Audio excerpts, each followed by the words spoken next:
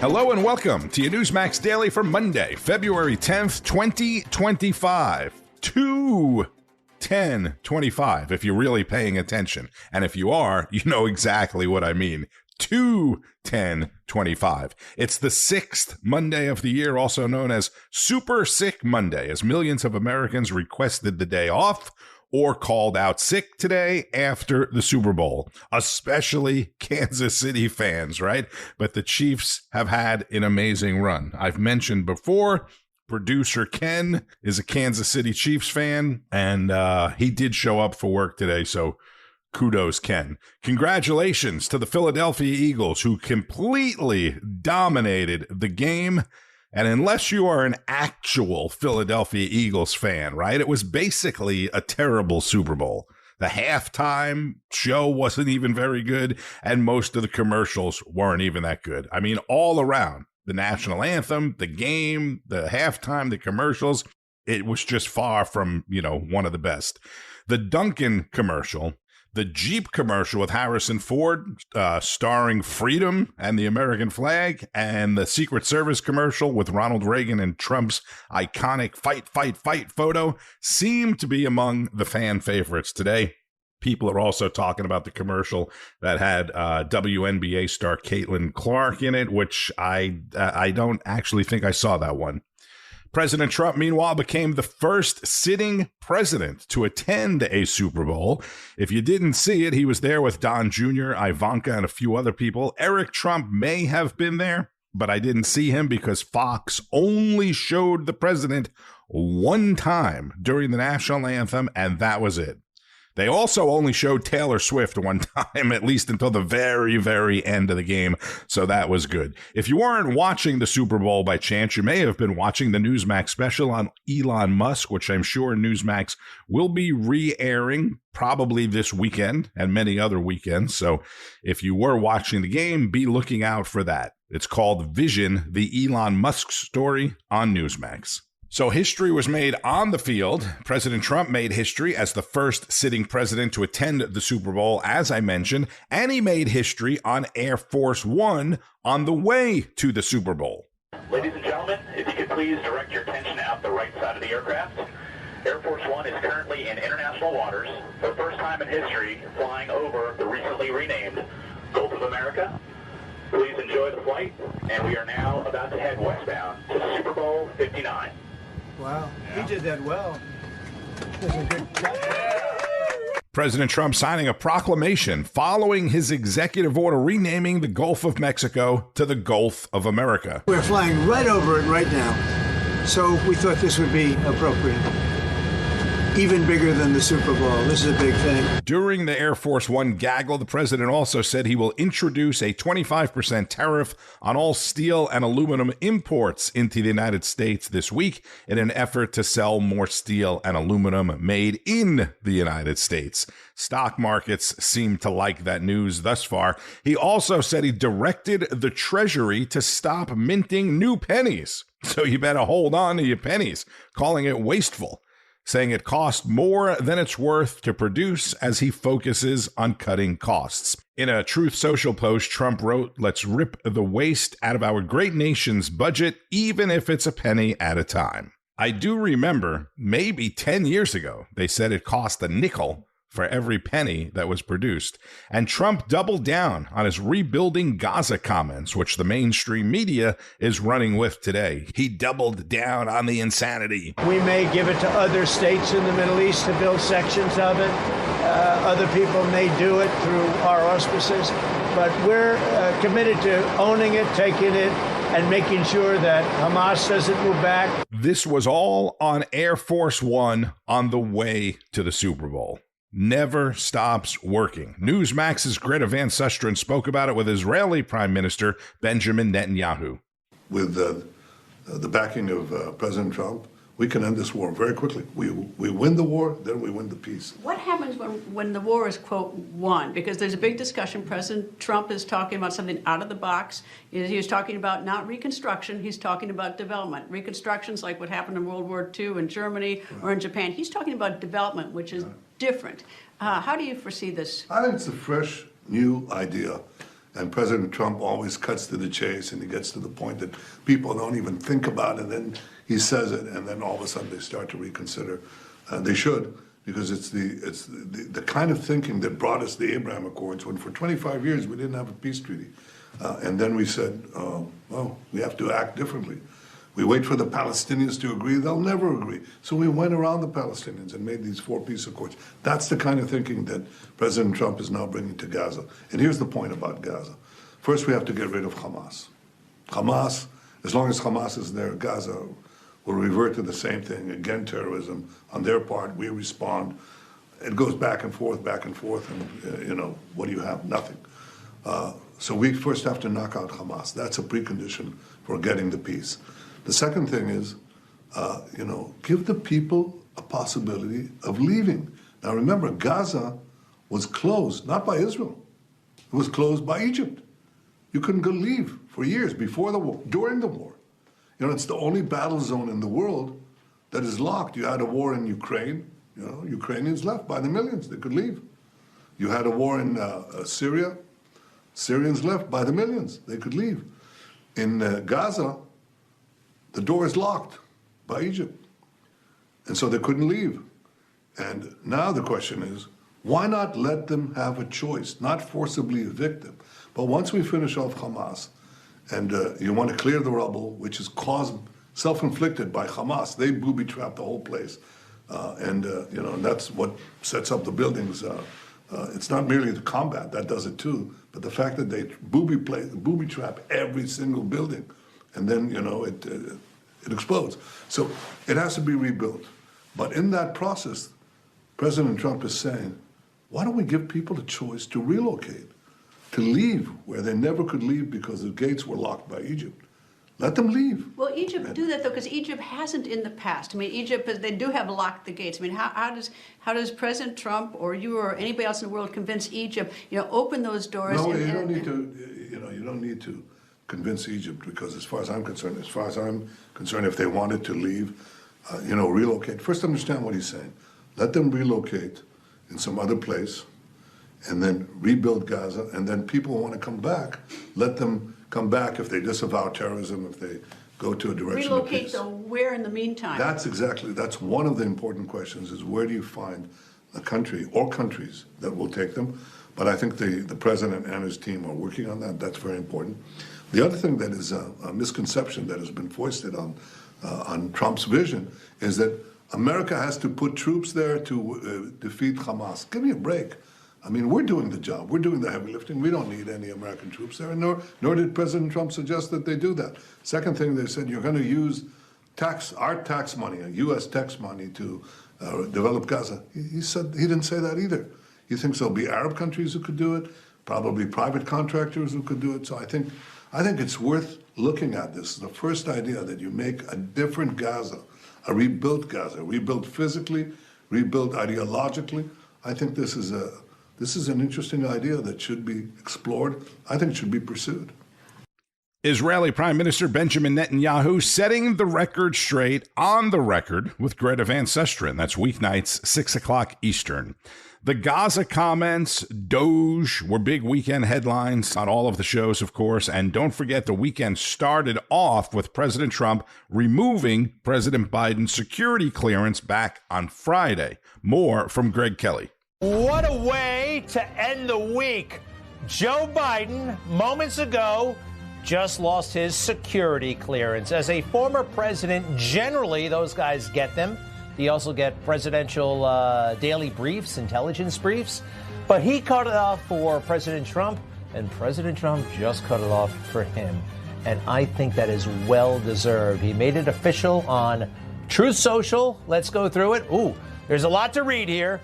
There is no need for Joe Biden to continue receiving access to classified information. Therefore, we are immediately revoking Joe Biden's security clearances and stopping his daily intelligence briefings.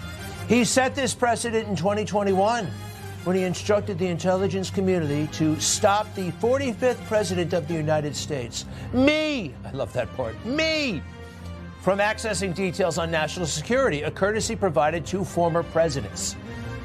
The Her report revealed that Biden suffers from poor memory and even in his prime could not be trusted with sensitive information. I will always protect our national security. Joe, you're fired. Make America great again. Wow. I love it. It's pure. It's valid. And it just happened. So many things are going on right now that are worth celebrating. 2025 is off to a spectacular start. I mean, we're getting back to sanity and normalcy, but it's also extraordinary at the same time. I mean, what? We have a border again. We're getting rid of illegal criminal aliens. No more men and girls sports. Peace seems to be breaking out all over the place, and Biden is gone. And the January 6ers were pardoned. That's Greg Kelly, host of Greg Kelly Reports, and Rita Cosby spoke about it with New York Congresswoman Nicole Malliotakis. Because, by the way, I want to remind also our viewers, Congresswoman, that Joe Biden did this to Trump right when he took office. He cut off his access, and that was pretty unusual at that time. Well, not only do we know that President Joe Biden has cognitive decline issues, we know that he also had classified documents in his garage. And we also know that Hunter Biden has a very unsavory relationship with foreign companies, particularly individuals in communist China, in the Ukraine, in Russia. And so I think it makes sense to protect our national security interests and make sure that this information doesn't get into the wrong hands, that this security be revoked. You know, a lot of people are feeling that way, too. And you brought up Hunter Biden. You're right. Remember all those classified documents strewn in the garage and near the red Corvette. It seems like also, Congresswoman, the Democrats are really completely unhinged. And it's amazing to see. First, they started screaming this week. Then we also saw Maxine Waters, her and her team trying to berate the security guard at the Department of Education. Listen to their remarks this week during a demonstration against the president, and it seems like their new target, Elon Musk. We have got to tell Elon Musk, nobody elected your He is a low-down, dirty, no good person, along with Trump, that cannot be trusted, and we must not be afraid of him. Okay, let's hold it up right there. That's California Congresswoman Maxine Waters calling Elon Musk, who has literally changed the world, a low-down, no-good person, and we shouldn't be afraid of him. No, you shouldn't be afraid of Elon. You should be afraid of her, a career-long, fear-mongering, race-baiting troublemaker, followed by the new Maxine Waters. And guess who else showed up? What we're not going to do is stand around while they pull this that they trying to pull right now. We will see you in the courts, in Congress, in the streets. Elon Musk is a Nazi Nepo baby.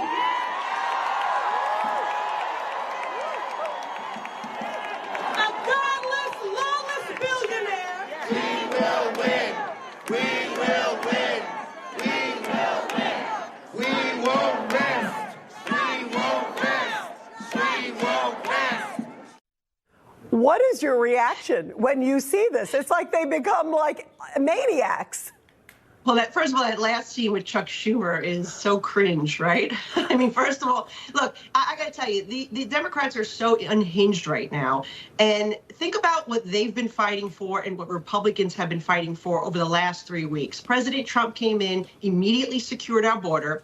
He immediately stopped wasteful foreign aid that's been shoveled to countries all over the world for things that are so unnecessary, woke agenda items. So that was a very, I think, smart move when we see so much of our tax dollars being wasted. He is trying to right-size government, cut down on unnecessary bureaucracy and red tape, and hold federal bureaucrats accountable. But on this side, you have the Democrats holding rallies because they want to continue sending money overseas, your precious tax dollars. They want to continue to see transgender alterations to children under 19 years old. That was something they want to continue to see biological men competing in women's sports. So there's a stark contrast here between what Republicans are standing for and what Democrats are standing for. And I guess the Democrats did not get the memo that the American people side with us, and they wanted these things to happen. President Trump was clear on the campaign trail that he was going to do this, and that's exactly what he's doing, putting our national security first, trying to deport all the criminals that Joe Biden let into this country, gang members, murderers, rapists, and making sure that we end all these woke agenda items that are not in the best interests of anyone. New York Republican Representative Nicole Malliotakis on Saturday Report with Rita Cosby. Look, I know plenty of Democrats, and none of them like Trump, but most of them, not all, but most of them realize that what their party is saying and doing now, what their representatives are saying and doing, is anti-American and not what most people want. 77 million people voted for Donald Trump, and they all knew Elon Musk was going to be doing what Elon is doing. Maxine Waters is 85 years old. Bernie Sanders, who's also spreading the Elon hate, is 83. Pelosi, 84. Dick Durbin, 80. The list goes on. And these people have been in Congress forever. The Democrats need new people. If you're a Democrat, you need a new bench. Trump is building a bench for the future. The Democrats have no bench at this point. It's more of the same, and it doesn't work anymore. You know, on Mondays, I always like to include commentary from Tom Basile, host of America Right Now, at Saturday mornings at 9 Eastern on Newsmax. We are seeing something truly unusual in American politics unfold right before our eyes. Not just the pace of the Trump administration, or perhaps the full realization that we apparently didn't actually have a president for the last few years. No, what we're seeing is a president who is both at the height of his political capital, who is also unencumbered by the shadow of re-election. There's a freedom in that the president is exploiting for the benefit of the nation. You see, usually presidents in their second term careen into lame duck status. The party very quickly starts looking beyond the presidency to the next election as second term approval ratings tend to dip. Not with the 47th president, not with the second term of Donald Trump. Trump not only understands the bully pulpit, but he is masterful at using it. And he also doesn't care if people criticize him over something he said or some out-of-the-box idea, if it means that ultimately his goals for the nation are met. Think about how rare that is in American politics. People so reflexively opposed to him still don't get it. They still don't understand how Trump works or thinks.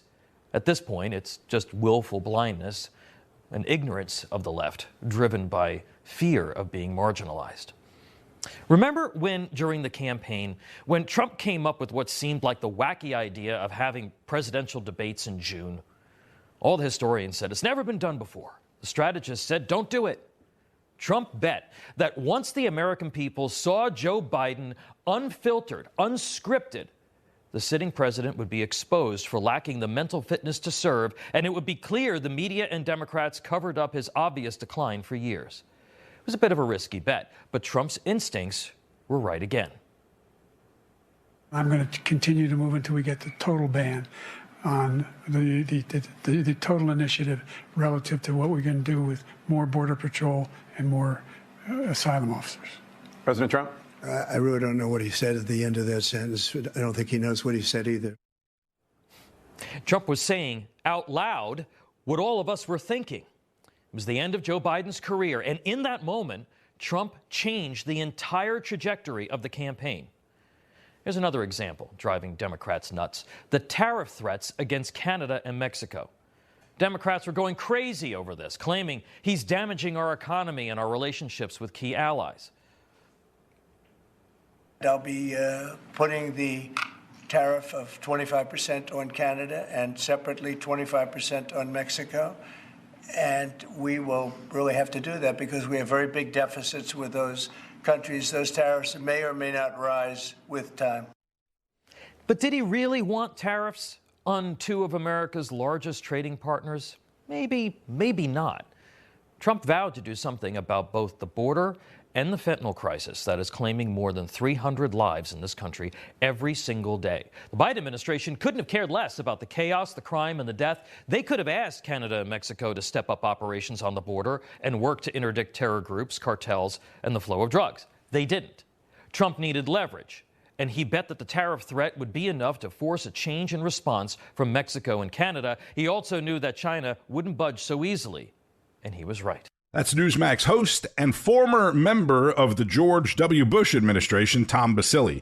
Remember back on Friday, I talked a bit about billionaire left-winger George Soros buying up one of the largest radio companies in the country, Odyssey, which used to be CBS, including many news stations like the one in San Francisco that got in trouble for telling listeners where ICE agents were in undercover vehicles.